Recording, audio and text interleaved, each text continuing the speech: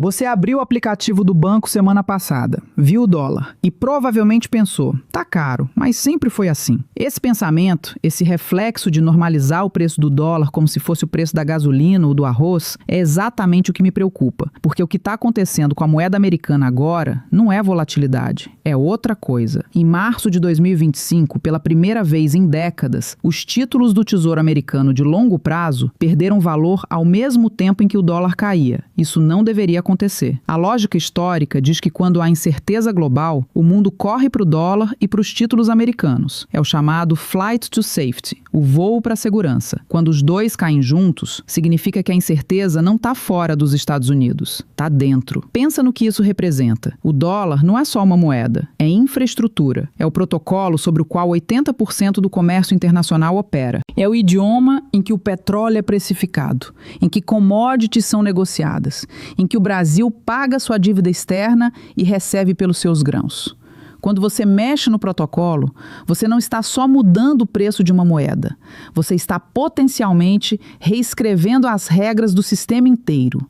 E o sistema está mostrando rachaduras que não apareceram assim desde os anos 70. Vou te contar o que aconteceu no Japão em abril de 2025, porque quase ninguém no Brasil prestou atenção nisso.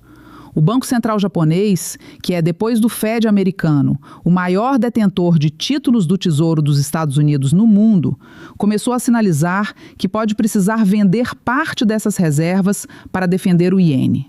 O Japão, o aliado mais fiel dos Estados Unidos no Pacífico, o país que por décadas reciclou seus superávites comerciais comprando dívida americana, está olhando para a saída. Não saiu ainda, mas está olhando. Isso importa porque o mercado de títulos americanos funciona como uma corrida. Enquanto todo mundo acredita que o ativo é seguro, todo mundo compra e o custo da dívida dos Estados Unidos permanece baixo. No momento em que os maiores credores começam a hesitar, os juros sobem para atrair novos compradores, a dívida fica mais cara de carregar e o déficit americano, que já é de 1,8 trilhão de dólares ao ano, começa a se alimentar de si mesmo. É um loop que o economista Nouriel Roubini chama de doom loop fiscal. Não é teoria conspiratória. Está nos relatórios do FMI, do BIS, do próprio Congressional Budget Office americano. A diferença é que antes era uma preocupação de longo prazo. Agora está acontecendo em tempo real, em câmera lenta, mas acontecendo. E o Brasil está no meio disso de um jeito que poucos analistas daqui estão mapeando direito. Somos o maior exportador mundial de soja, o segundo maior de carne bovina, relevantes no petróleo, no minério de ferro, no etanol. Quase tudo isso é precificado em dólar. Quando o dólar cai em valor real, não o câmbio que você vê no app, mas o poder de compra dele lá fora, o Brasil recebe a mesma quantidade de dólares pelos seus produtos, mas esses dólares compram menos no mercado global. É uma transferência silenciosa de riqueza que não aparece em nenhuma manchete. Ao mesmo tempo, nossa dívida pública tem uma parcela indexada ao câmbio. Quando o real se desvaloriza frente ao dólar, essa dívida fica mais pesada em reais. É o tipo de armadilha que funciona nos dois sentidos. E o Brasil conhece bem essa música desde os anos 90. O que está diferente agora é a velocidade e a origem do problema. Antes, as crises do dólar eram externas ao sistema americano. Choque do petróleo, crise asiática, colapso do subprime. Desta vez, a pressão vem de dentro, do próprio déficit americano, da própria política tarifária do governo Trump, da própria desconfiança que os aliados dos Estados Unidos estão desenvolvendo em relação à previsibilidade americana. Quando o problema é estrutural e vem de dentro,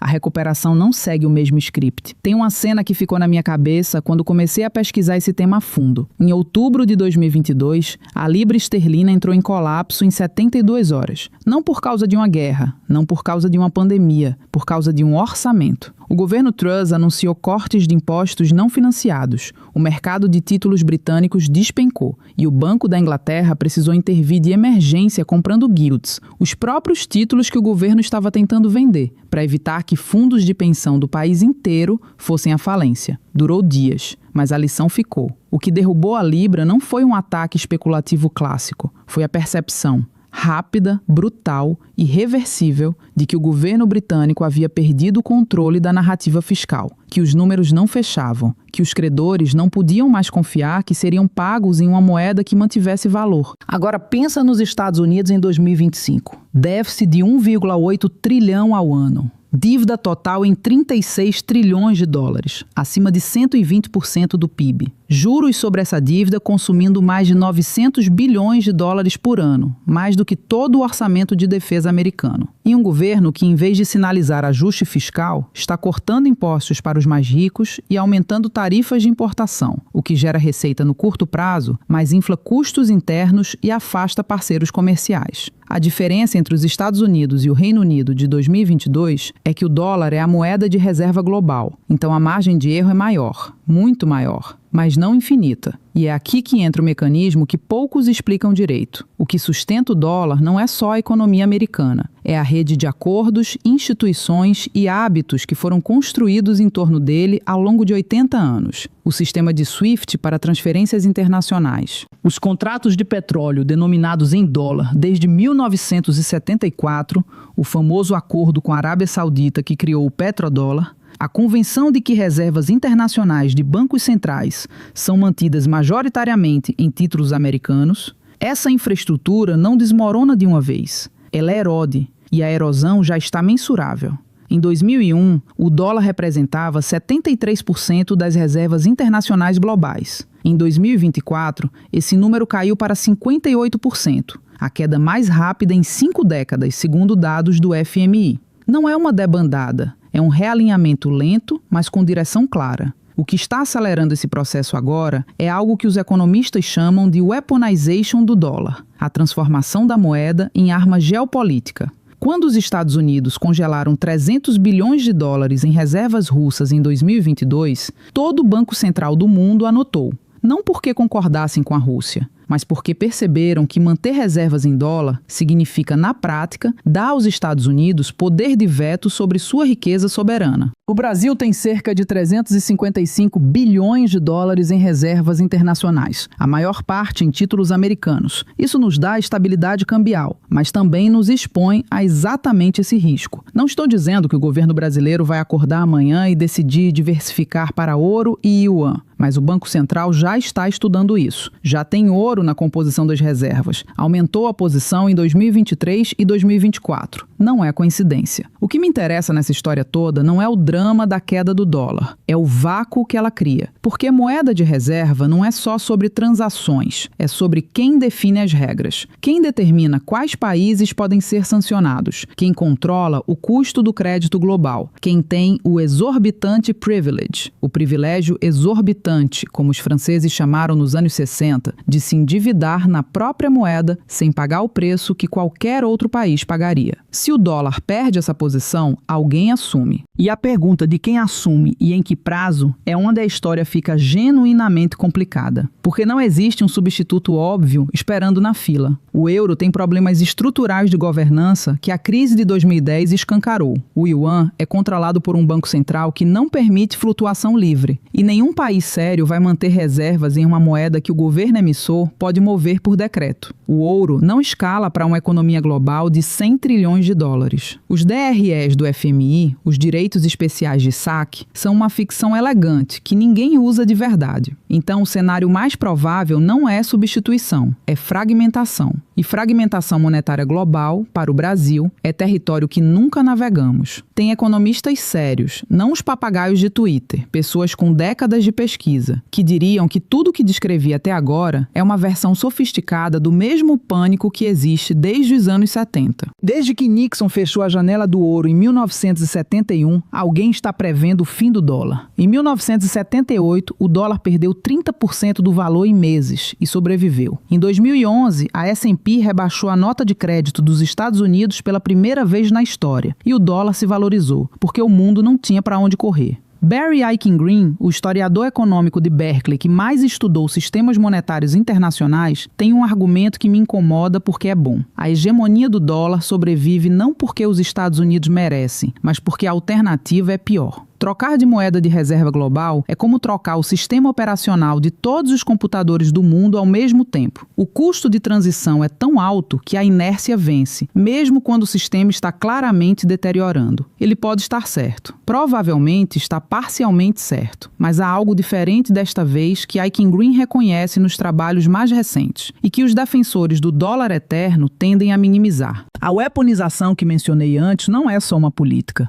É uma ruptura de confiança. E confiança, diferente de infraestrutura técnica, não se reconstrói com um decreto. Quando a Índia, que compra petróleo russo em rúpias e reais desde 2022, começa a estruturar contratos de longo prazo fora do sistema dólar, não é ideologia, é pragmatismo. Quando a Arábia Saudita aceita yuan chinês por petróleo vendido à China pela primeira vez em 2023, não é uma declaração política, é aritmética. A China compra 25% do petróleo saudita. Faz sentido receber na moeda do comprador. Esses não são experimentos, são hábitos se formando. E hábitos monetários, uma vez estabelecidos em cadeias de suprimento, são extraordinariamente difíceis de reverter. Porque contratos, sistemas de hedge, linhas de crédito e relações bancárias se estruturam em torno deles. Agora o número que eu quero que você segure na cabeça: 67%. É a fatia do comércio exterior brasileiro que ainda é liquidada em dólar americano, segundo dados do Banco Central de 2024. Soja vendida para a China, em dólar. Petróleo da Petrobras exportado, em dólar. Até parte do comércio Brasil-Argentina, dois países sul-americanos sem nenhuma dependência estrutural dos Estados Unidos, passa pelo sistema dólar, porque os bancos correspondentes exigem. Isso significa que cada fragmentação no sistema dólar cria atrito direto para exportadores brasileiros. Não é abstrato, é custo de conversão, é risco cambial adicional, é linha de crédito trade finance que fica mais cara porque o banco americano no meio da cadeia está cobrando mais pelo risco sistêmico que ele mesmo está sentindo. Em 2024, o spread médio em operações de trade finance para exportadores brasileiros de médio porte subiu 40 pontos base em relação a 2022. 40 pontos base podem parecer pouco. Para uma exportadora de soja com margem líquida de 8%, não é pouco. E tem a outra face dessa moeda, com o perdão do trocadilho. Se o dólar se enfraquecer estruturalmente, commodities tendem a subir em termos nominais de dólar, porque são ativos reais, e ativos reais se valorizam quando a moeda que os precifica perde poder de compra. O petróleo fez isso nos anos 70, o ouro fez isso na última década, a soja pode fazer isso nos próximos anos. Para o Brasil, isso seria uma bênção e uma armadilha ao mesmo tempo. Bênção porque nossas exportações valeriam mais em dólar. Armadilha porque o real tende a se valorizar junto, o que corrói a competitividade da indústria nacional, desincentiva a manufatura, aprofunda a dependência em commodities. É a maldição dos recursos naturais com um novo disfarce. A Holanda teve esse problema com gás natural nos anos 60. Os economistas chamaram de Dutch Disease, a doença holandesa. O Brasil convive com uma versão crônica dela há décadas. Uma desvalorização estrutural do dólar poderia torná-la aguda. O que me traz a pergunta que acho mais honesta sobre tudo isso.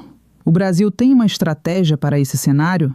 A resposta honesta para essa pergunta que deixei no ar é: o Brasil tem instintos, mas não tem estratégia. E há uma diferença brutal entre os dois. O instinto aparece nas movimentações do Banco Central, a compra incremental de ouro nas reservas, a participação nas discussões do BRICS sobre sistemas alternativos de pagamento, os acordos bilaterais de swap cambial com a China que permitem comércio direto em reais e yuan sem passar pelo dólar. São movimentos inteligentes. São o tipo de coisa que um gestor de risco cauteloso faz quando percebe que o ambiente está mudando. Mas instinto não é estratégia. Estratégia exige uma aposta clara sobre o futuro e decisões coordenadas que apontem nessa direção. No Banco Central, no Ministério da Fazenda, no Itamaraty, no BNDES, nas políticas de incentivo à indústria. E essa coordenação, no Brasil de 2025, simplesmente não existe de forma visível. O que existe é o debate errado. A discussão pública aqui oscila entre dois polos que me frustram igualmente. De um lado, o campo que trata qualquer crítica ao dólar como ingenuidade terceiro-mundista. O dólar sempre foi assim, para de drama. Do outro, o campo que vê na desdolarização uma oportunidade ideológica de afirmação anti-americana, sem se perguntar seriamente o que vem depois e se o Brasil está preparado para navegar nesse depois. Nenhum dos dois está fazendo a pergunta certa. A pergunta certa não é: o dólar vai cair? A pergunta é: em um sistema monetário mais fragmentado, quais países conseguem converter sua posição geopolítica em capacidade de definir termos? E o Brasil é um deles? E aqui minha leitura é cautelosamente otimista, com um asterisco grande. O Brasil tem ativos reais que o mundo vai precisar, independente de qual moeda domine o sistema.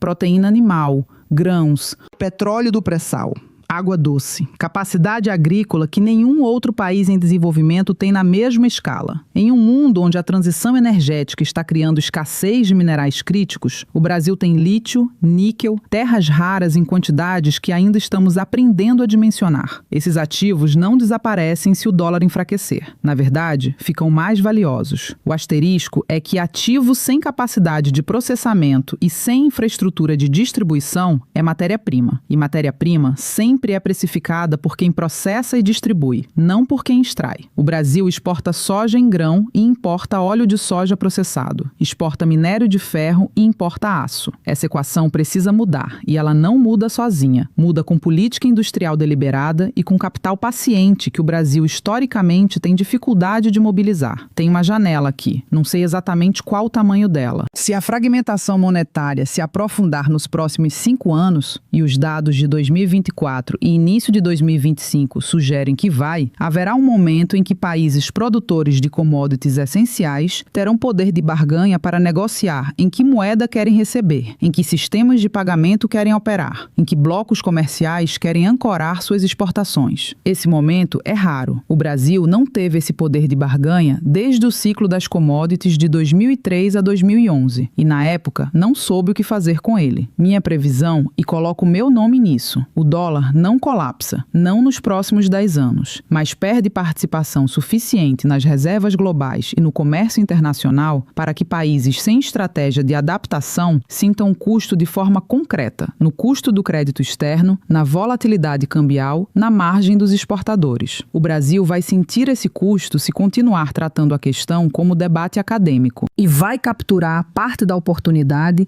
se algum governo, este ou o próximo, conseguir transformar os instintos defensivos do Banco Central em uma postura ofensiva coordenada. Diversificação de reservas com critério, acordos comerciais que reduzam a dependência do sistema SWIFT, investimento em capacidade de processamento para subir na cadeia de valor das commodities que já exportamos. Não é uma agenda impossível, é uma agenda que exige consistência por uma década, e consistência por uma década é o que o Brasil mais tem dificuldade de manter, independente de quem está no poder. O ponto sem retorno para o dólar que coloquei no título não é um dia específico, não é uma reunião do Fed, não é um tweet de Trump. É o acúmulo silencioso de decisões de bancos centrais, de contratos firmados em outras moedas, de hábitos comerciais que se solidificam fora do sistema americano. Esse processo já começou. A velocidade dele vai depender de quanto os próprios Estados Unidos continuam minando a confiança no sistema que construíram. E a pergunta que fica, genuinamente sem resposta fácil, é se o Brasil vai estar posicionado para escolher seu lugar nesse novo mapa, ou se vai descobrir o mapa já desenhado quando acordar. Se esse tipo de análise faz sentido para você, compartilha com alguém que também deveria estar pensando nisso. A conversa precisa sair das câmaras de eco de sempre.